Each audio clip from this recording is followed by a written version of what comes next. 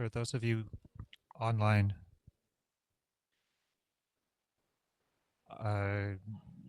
we are just using the cowbell to get people inside from the coffee break.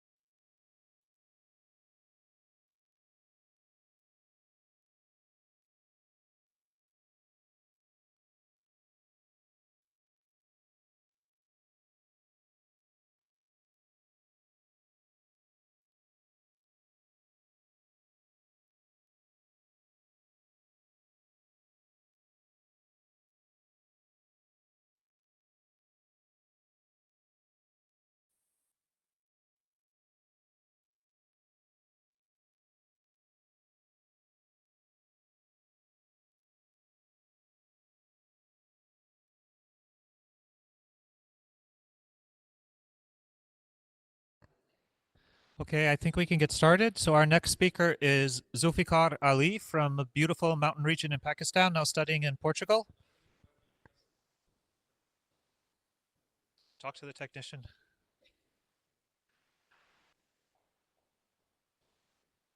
Maybe the speaker is turned off. Right. So go ahead. Okay.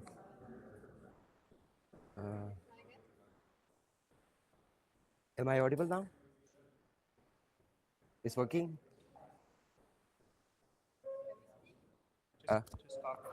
Is it better now? Can you hear me now?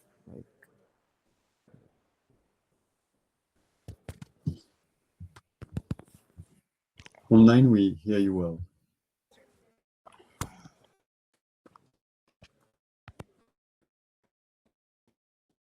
Hello? Hello?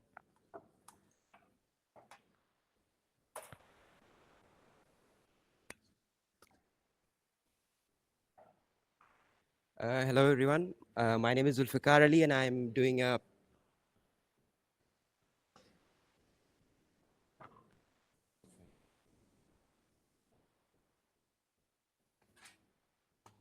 You can start.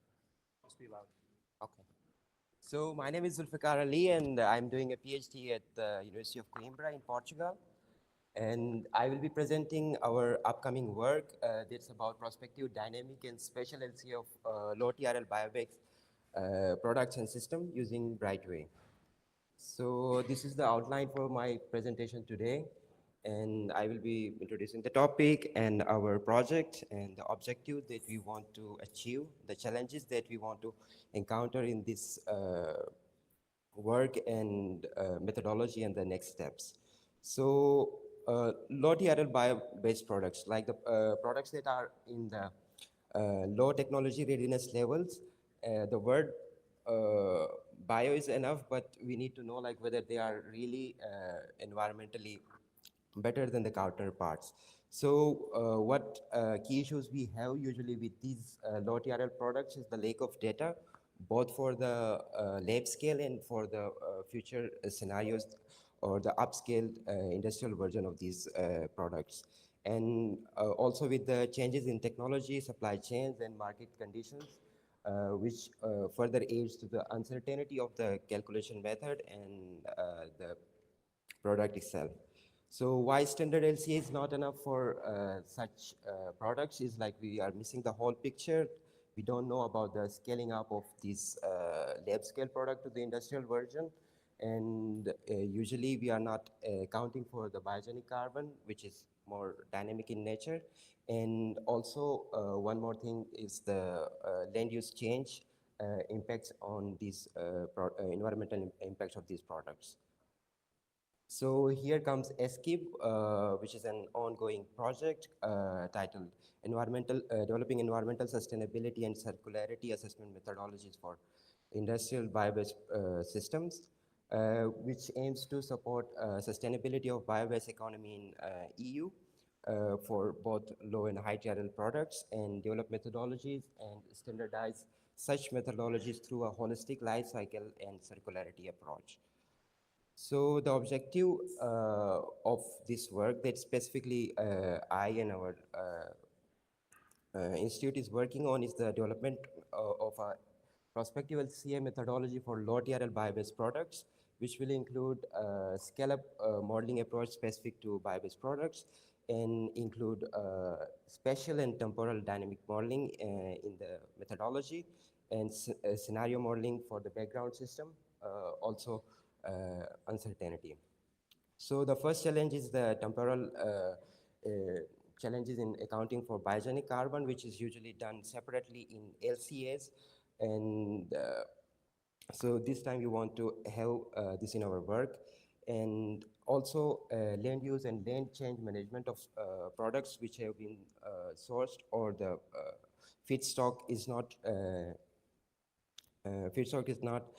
counted for in usual LCAs and scale-up modeling specific to bio-based products. So carbon accounting, what happen usually is like we have GHG emissions accounted at either at 20th year or the 100th year, which is usually not the case, and it's more dynamic in nature. And secondly, the uptake of carbon in the raw material of these products is more gradual rather than a single uptake that we use to. And the second challenge that we want to encounter is impacts of land use change and land management change of the feedstock that is used to make these products. So what we want to do is extend the normal conventional boundary for LCA to include the land use change and land management change of these feedstock that is sourced for the producing these products. This is our tentative methodology that we will start with the lab scale products, do the upscaling, also look at land use change and land management change, use premise for future scenarios, and have our inventory, which will be used for the superstructure approach for multiple scenarios, and finally our prospective life cycle assessment of these products. So the next step is the case studies. We are working with two industries in this sector, and we just started working with them, and we will be collecting data for these two case studies. And we will be developing our methodology through iterations and see how we can implement Brightway and do all this dynamic and especially the spatial analysis in these. And finally, share our learnings, which is to be completed by September 2026. So this from my side. Is there a question?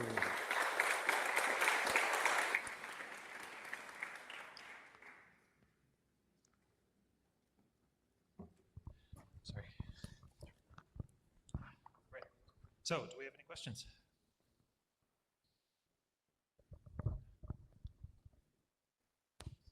Thanks a lot for the presentation. So you're having these three methodological aspects: prospective, dynamic, and spatialized.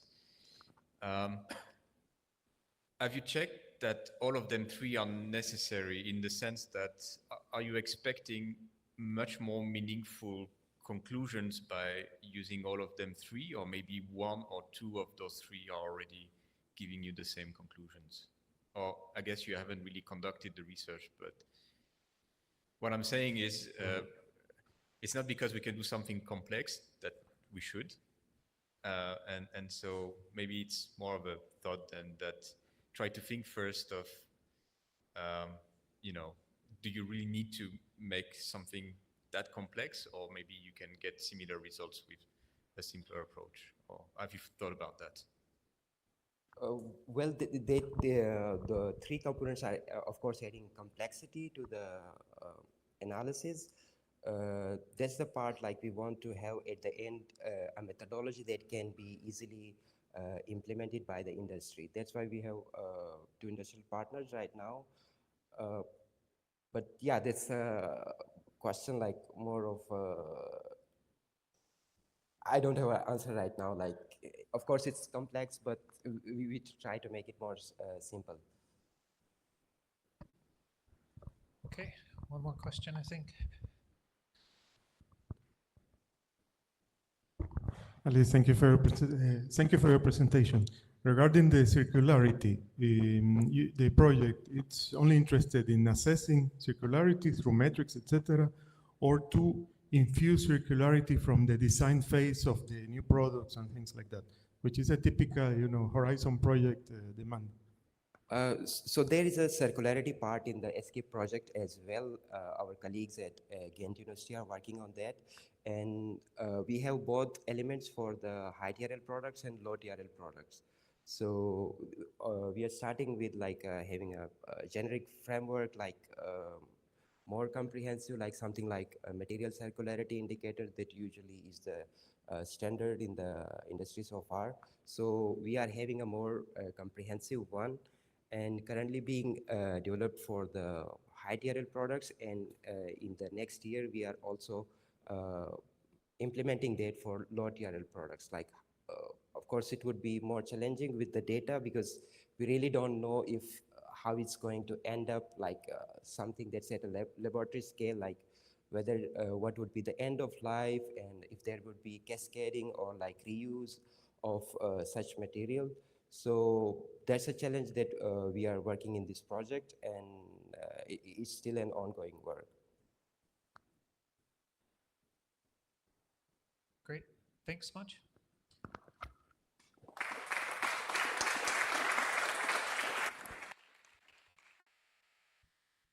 So we now have hackathon results. I think there are 4 teams.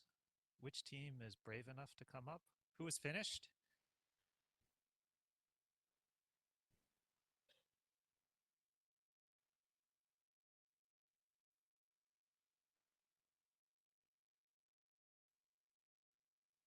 What about the eternity people?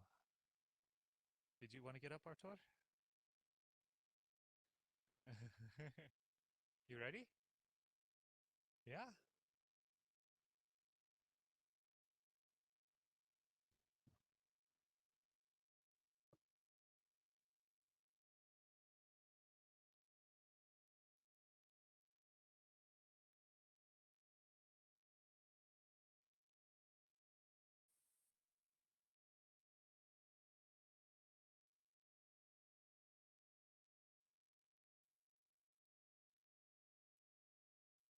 Hi. Can you hear me in the back? Good. Yeah, we need to plug that in. 8 minutes, right? Gosh.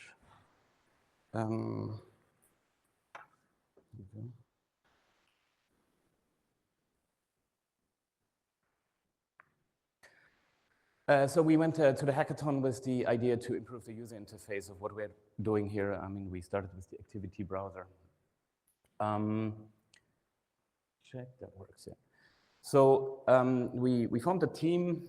We got some really great contributions from Azare, from Paul, from Tim, from Fabian. Holger and me worked on the team. We are from Eternity. And the challenge was a little bit that we wanted to like just have everyone contribute. And that meant that we thought like not just drawing sketches or doing like something typing. We thought like vibe coding might be the best way to come up with a new user interface. And in order to be able to vibe code something with a new user interface, it really made sense to go for a React kind of base because that works really well in vibe coding. So the first thing that we did is we set up, no, that's not the right one. Sorry. Wait, so here we go. So we set up this vibe coding platform by basically telling Claude to just make a local clone of the activity browser, but in a web UI. And that basically meant that we had this simple interface, and it took roughly an hour to connect it to Brightway and have all the activities in there, the database, the LCA setup, and the parameters. This is Paul's contribution. Maybe you recognize. Where is he? There in the back. Great. From here, everyone started vibe coding, and we switched to the modern UI, if you click on that. And we need to zoom down again. The idea was that we collected a couple of ideas that we wanted to improve. Sorry. So the first thing that came up was documentation should be better. The second thing that came up was that the fuzzy search should be better. And so we went on. So we implemented a documentation here. We gave it a name called Firefly. So you have this full documentation that really helps you to navigate along the app really easily. The second thing is now if you click whatever interface we have, maybe the one from Fabian or so on, that we have this search the activities, which is a fuzzy search, which really works well, searching along whatever activities we have in a really fast and fuzzy search manner. From there, we just couldn't stop, and we coded for the last days up until this very moment of this presentation. So this is a contribution also from Paul. Only going a little bit faster. Paul, go away. Yeah, I don't know what. A contribution from Paul, also a user interface gets to actually group different activities and have the flow calculated as ones. Maybe Paul needs to show you that in a minute, yes, himself. How many minutes left? 2, maybe.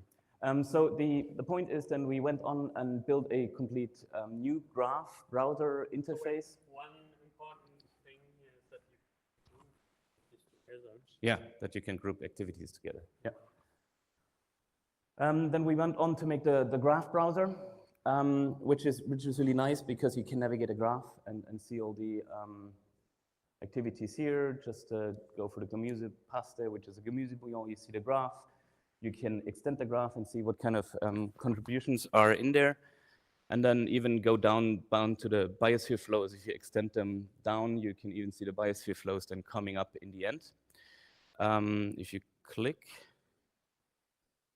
that's a Linux user on my Mac. Yeah. Needs to really click. And then you can open, of course, the nodes and activities, and you don't really see the inputs and outputs, but it immediately calculates the impact. You can choose a different indicator here on top to look for climate change or whatever. Yeah, almost. And then it also calculates the contributions there by its means. From there, we went on, and so it's a nice user interface, and it's nice to prototype. Then we went on to actually build a multi-user interface. So basically, there is now a URL that you can just access and get access to this whole thing. This is now on, we just deployed it on Brightway.eternity.ch. If you go to the getting started and scroll down, you can see a big scan me. You should scan. And then you can have access to this nice new user interface. And for everyone who's like wary of like getting into the cloud and sharing any data with Eternity, of course, if you scroll down again, we also made an offline version of the whole app. So you scroll up, down, there. You can download for macOS, Windows, and Linux a kind of an installer where the whole app is bundled. I mean, the whole client, the whole Brightway app is bundled. So you can access it basically also locally on your own file storage and connect it to your own Brightway instance locally, which is nice if you want to have some confidentiality and so on. Of course, you can download and upload the projects. Here's the app that you can see it, double-clicking and installing it. You can download it from the cloud, upload it locally, download it locally, and upload your project into the cloud. Right. So the last point was the offline app here. Here it is. Sorry. So that's it. Thanks.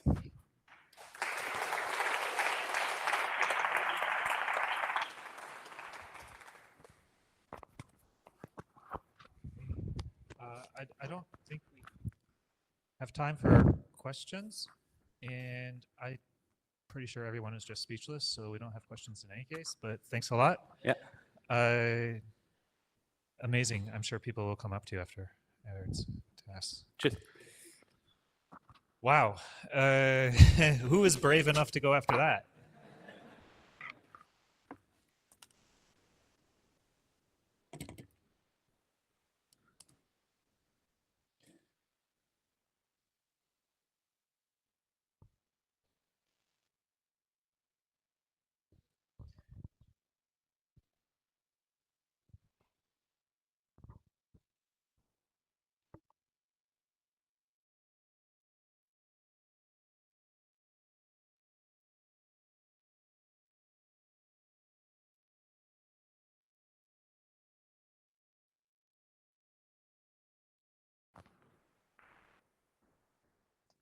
Hello. Perfect. And this goes here. Guessing.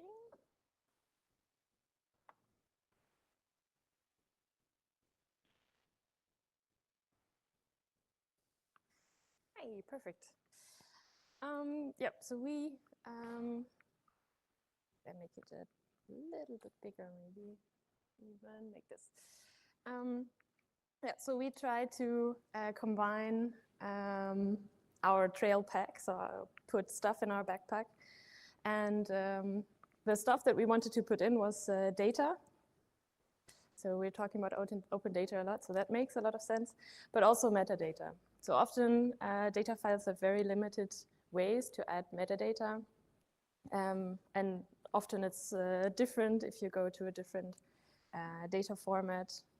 So we tried to build up a standard way to link data and very specialized metadata into one single file, and then build a simple interface to have everyone just upload an Excel file and add all of the metadata, and then build this into a Parquet file. So that's the format that we chose. Chris proposed this because it's very flexible to use, only reading, for example, one column and not the whole data set, things like that. And that, of course, would improve the accessibility and comparability of data sets from also very different sources if we have not only the standard way of doing the metadata, but also linking this to the ontologies. So ontologies like namespaces, so if I have the unit megawatts, then it's really defined somewhere what this unit actually means. Or if I have a car or a product, then I can link to something and everyone can have a look at this link and know exactly what I mean. And not only every human person, but also if you want to automate data processing, then also the computer can have a look at that. So the ultimate goal with this is to make data more open, accessible, and sustainable. And I think with Trailpack, we and also Sasha, who's now online, I hope, we made, I think, a first step with this, and we will go to try it out in a bit. But it's already at a point where you can go there and add your own data, or you could join us in developing this tool. So we have the general metadata like name and license.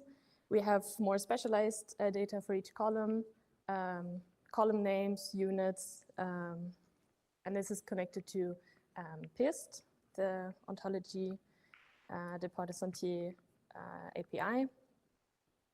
And everything is based on the data package standard. So if you want to know now how are you actually going to use this, we have a small flow chart here. So you upload the Excel file, you select the sheet that you actually want to work on. Then a data frame is built, you put in all of the metadata. We have some calls to PIST to actually suggest already the ontology, so you don't have to do some manual searching for this. And you add the general metadata, and then some magic happens, and you get out the Parquet file that you can download. So let's see if we go to our Streamlit app. So you can actually, if you go to the read the docs file, you could also follow along on this if you have an Excel file that you already want to try out. But if not, then we can try it with our example. So we uploaded the file, then you see, of course, normally in an Excel file, it's not always data, or the data that you want to add maybe. So we select the actual things that we want to add metadata to. We can see it, yeah, this is what we wanted. So we go to the next step. And then here, you can have a preview again if you're not sure what you uploaded or if everything's all right.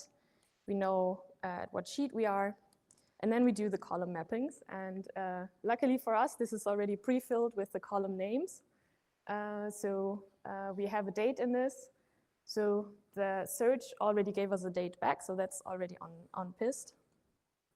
We could also go and check this out. The date, the definition, so you can make sure that this is actually what you want. You can also leave an additional comment if you want to describe the date because it's somehow important for your data. The same thing works for the rest of the data that is in there. But project name, for example, is not really a predefined ontology. So we're going to clear this and just add a description. This is my project name list. Something more descriptive would probably be good in real metadata, but for now, this is fine. So if you're happy with the selections, that's good. You can go through, and if not, you need to change it. An important part is if you have numbers in your data, then of course these numbers need a unit, otherwise they're not super helpful. So in our case, up here, this is megawatts, so you would add megawatt. Try to search for this. And we also find megawatt there, so that's really nice. The same goes for latitude. We have the degree unit, longitude. We also have the degree unit. If I don't add this here, the app will actually complain and say, oh, you cannot have a number column without any kind of unit in it. So we need to make sure that we add all of this. And so if we are happy with the selections, which is also probably not the case for the wiki URL, so let me clear this up again and just add a comment again.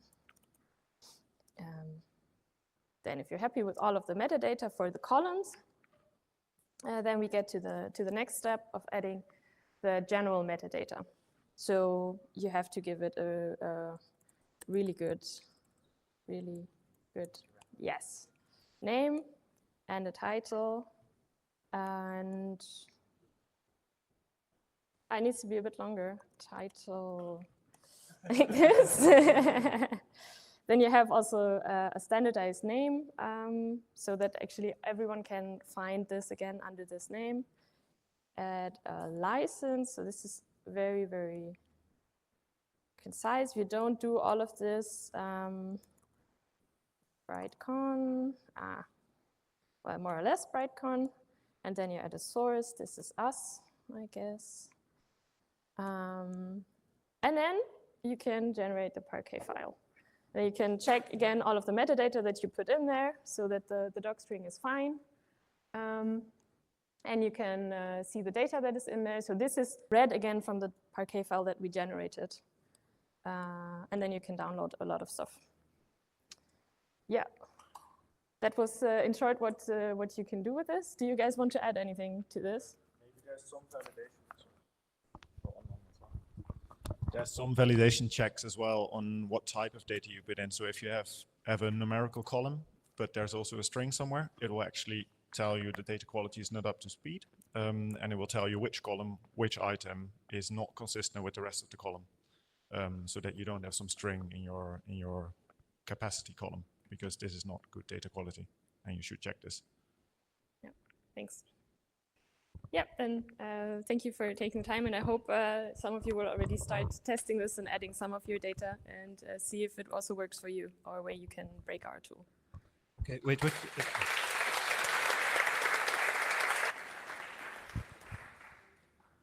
So I think Lavinia and her team was being very modest. What they have presented here is the first step in the Sentier platform. So they've defined a standard for metadata. They've built an online tool to allow us to start putting in all of these tabular data sources that we have. And from that, we can start building models, and we can take the first steps towards creating a truly nomenclature independent, or at least nomenclature sensible, maintainable, and flexible platform for open background databases. So I would say give them a huge round of applause, because this is something we'll all be using for the next years to come.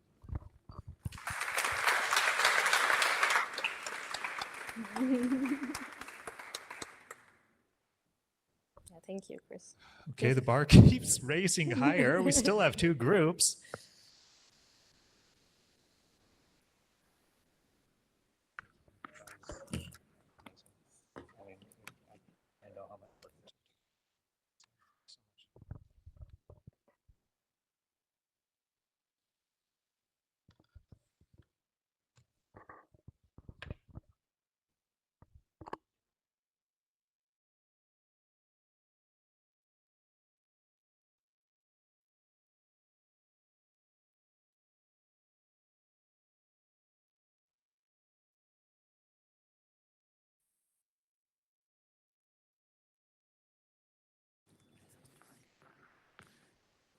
Right, so we had 2 sub-projects within our group, and I'll take a minute to present quickly the first one, and then Maël will take over to present the second one. And both projects revolve around this library I talked about on Wednesday, which allows flexible impact assessment. This library is called Edges. Can you show maybe the... Yeah. So the first project, as I've talked about on Wednesday, Edge is able to associate country-specific factors for exchange happening in a specific country. So I illustrated this case with land use impacts on biodiversity. So if you have, for example, an activity taking place in Italy and uses land in Italy, it will associate a factor that takes into account the respective size of the different ecoregions that takes place in Italy. And now I started to play around with economic data. And what I did is I overlaid Eurostat data, so at least for European countries, so which gives us an idea on how a certain sector's economic activity distributes over the country. So we then can apply a weighting on these ecoregions to, in the end, have a characterization factor that is specific to a country and specific to a sector within that country. So for example, this is the case for agriculture. Agriculture, at least in terms of added value, is mostly taking place in the south and here along the coast. So this will allow us to, when we associate biodiversity characterization factor for an agricultural activity, we will give more weight to these ecoregions located here and here, and less weight to those ecoregions where there isn't so much agriculture happening. So this is an idea we're exploring. Yes. So on our side, we thought that Edges was a library which could enable a lot of researchers to do amazing things. For example, looking at resonization, technosphere characterization, and so on, like for social LCA, extra. But not everyone is a coder, and so maybe not everyone will be able to use this great library. So the goal of Hackathon outside was to do 2 things. One is to show that it's easy to implement new LCA methods and to invite the community to do it. And the second thing was to create some kind of things to make a non-coder be able to use this application. So the first thing we did, we implemented a new LCA method, the Prevention of Impact World Plus 2.2, to show that it's easy to implement something on Edges and that it can be easily, efficiently done. And the second thing was to create a small plugin on Activity Browser that you just have to click on one button to have access to all the amazing results of Edges library. So first, we are going to speak a little bit more about the implementation of the methods.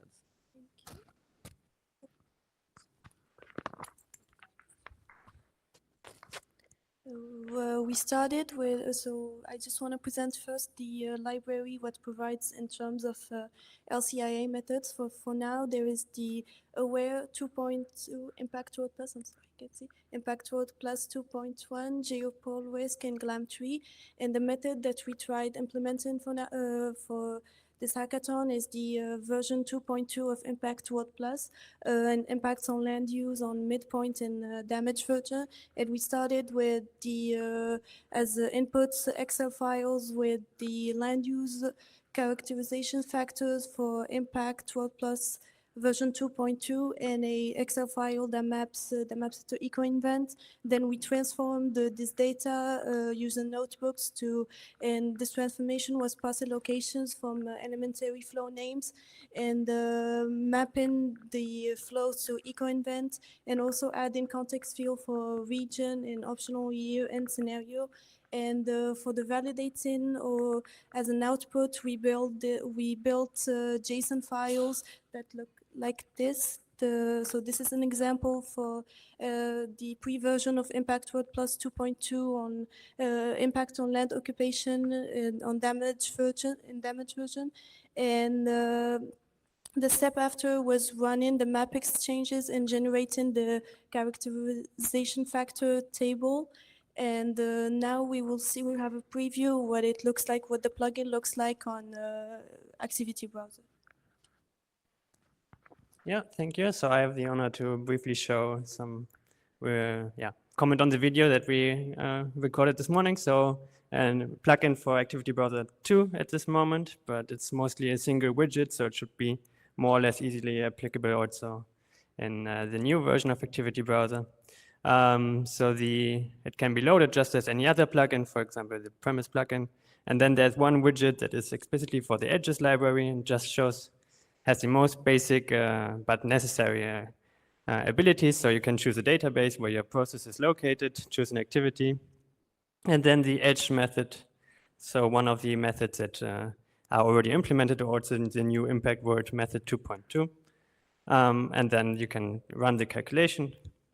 And when it's done, you can look a bit at inspect the method that is used for running this calculation, but you can also go to a results tab, look at a single score, look at some characterized flows, some simple visuals, and most importantly, there's also a button for exporting the results to an Excel file to be able to do further manipulation and inspection of the data as you would like.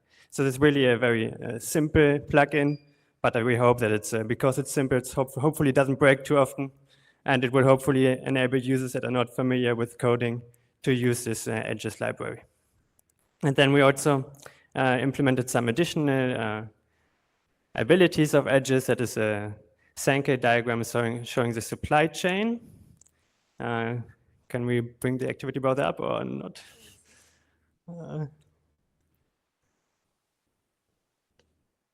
So we started, of course, with the most basic operations, but then we are looking into adding some more abilities of edges. So there should be a Sankey diagram now also exactly showing the a simple contribution flow. Yeah, that's our work from this hackathon. I hope you think it's interesting, and we hope to publish a repository so we can actually make it persist in time. Thank you.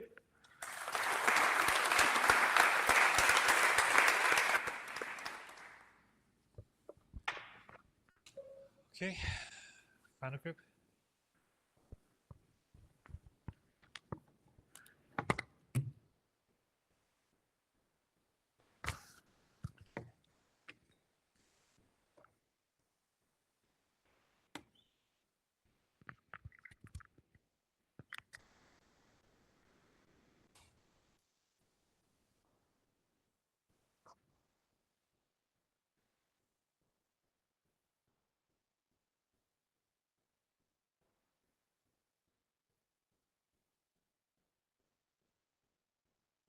Showing your other monitor.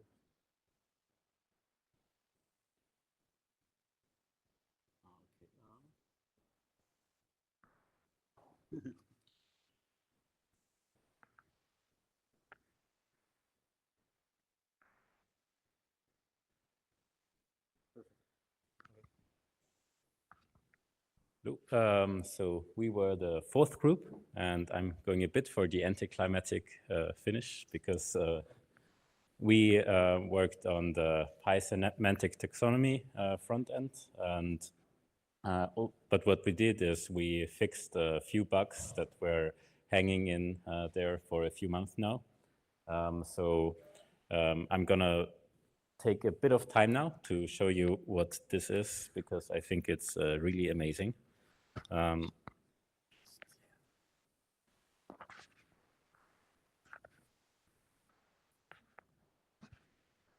Okay, so I think you can kind of see this now.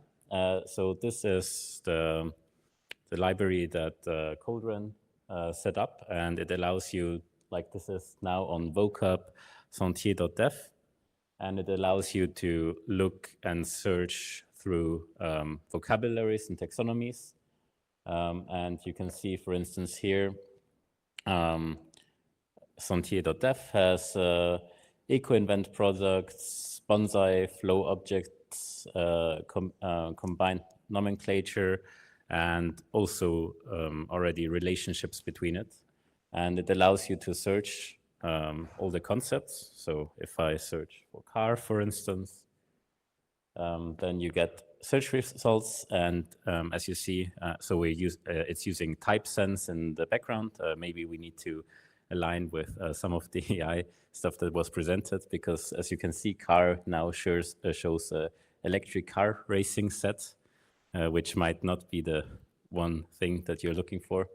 One thing that we fixed now is you can change language here. So if I go to German and then click here, then it actually respects the language settings and keeps showing German and not defaulting back to English. Also now, if you copy links here, and if you just go to search bar and put in an IRI, then you get to the concept directly, and you don't search, but you jump directly in where you want to go. And then what I've been working on and didn't finish is that you can actually,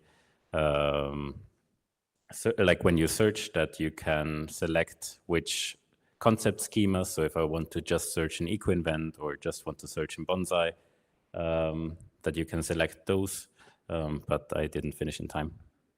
Yeah, that's it. Thank you.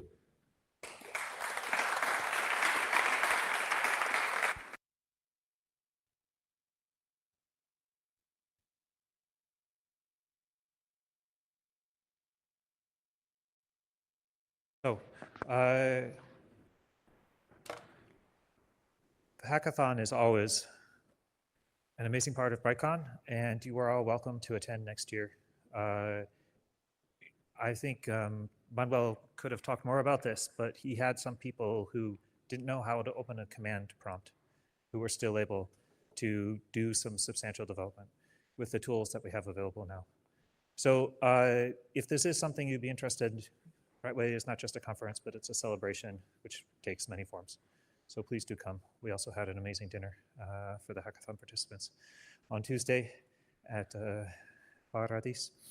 The next event is going to be a Barcamp, and we have a special input.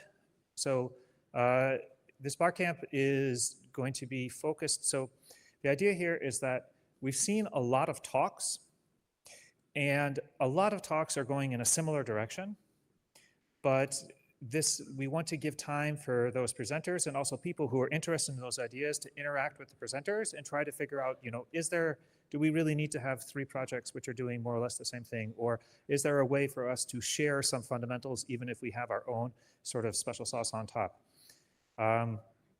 So I am imagining, for example, I made a presentation about a certain way of building shareable models, and then we had Conrad come from Green Delta and come up with a completely different approach. I think there's a lot of productive conversation that could happen there. We do have one special input, and so Modupe, if you could share your screen.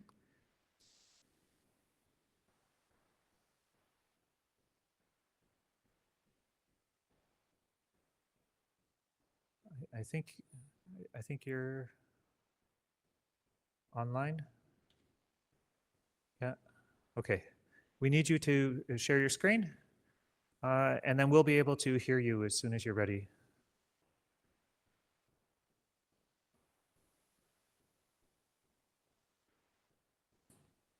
Perfect. So we can see you whenever you're ready. Go ahead. Oh, great. Okay, can you see my screen? We see you. You're good. Go ahead. Oh, great. Great. Thank you, Chris. Good day, everyone. I'm Modupe Onitiri, an associate professor of mechanical engineering from the University of Lagos. I work at the intersection of engineering, society, and sustainability, focusing on how we turn waste and resource challenges into opportunities for circular innovation. Now, today, I would like to introduce the Circular Features Lab, a collaborative idea under the DDS umbrella that connects design, technology, and local knowledge to build more inclusive circular features. I think I'm trying to scroll through. I think my slide is not changing.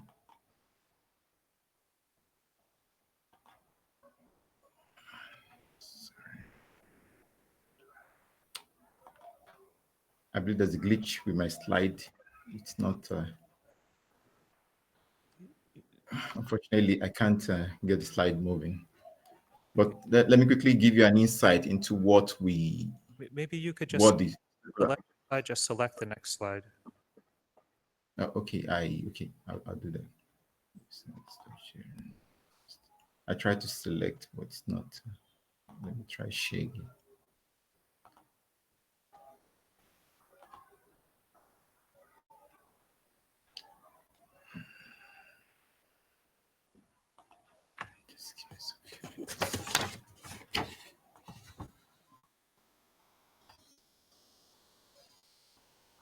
Okay, can you see now? Is it changing?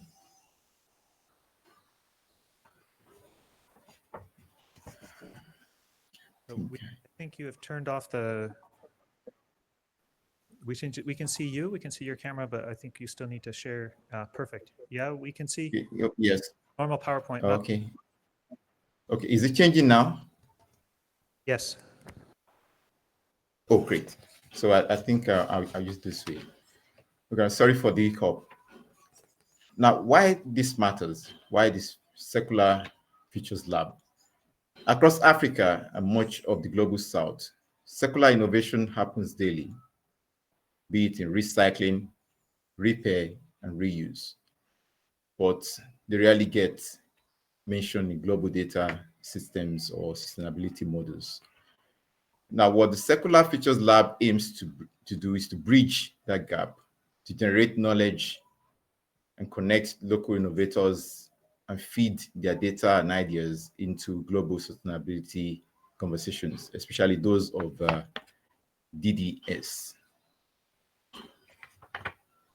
Now, what the lab does, we start small and voluntary. At this point, we have no budget and no staff.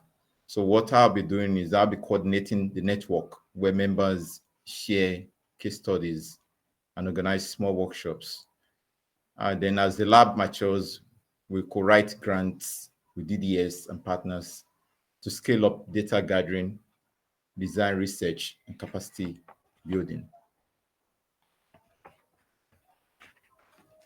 Now, in the Barcamp discussion that follows, I would love to hear your ideas where our interest intersects, which local data or initiatives we could link, and what funding pathways we might pursue together. It's important for us to know that the lab is meant to be co-created by this community. And lastly, I see the Circular Features Lab as a bridge connecting global and local, engineering and culture, data and lived experience. Thank you for the opportunity to share this vision I look forward to our discussion.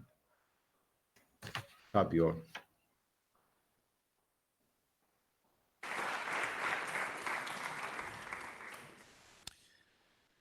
Okay, so both for those who are online and those who are physically present, we invite you. So if you are physically present, you can go to, for example, outside. You can go to the room in the back where we did the deconstruction exercise yesterday, or split up here, and then go down to the tables. So if you exit the plenary session in High Hive, go down to the bottom left-hand corner of the map. There's a bunch of different group work tables. They're not labeled because we didn't want to pre-select the topics you were discussing on. So you can just go find a topic, see if it's interesting for you, or you can also search for somebody. So for example, you can search for Modupi and see which table he's going to be at if you want to join this discussion to figure out how we can encourage the gathering of data and other sustainability efforts in Nigeria and in Africa. So please do participate. This is your chance to interact with people and also to have a little bit more interaction between the people physically present and people who are virtual. We will do that until 12 o'clock, then we will have the break for lunch and reconvene at 13:00 CEST for the keynote presentation from Stefan Pauliuk. Thank you, Chris.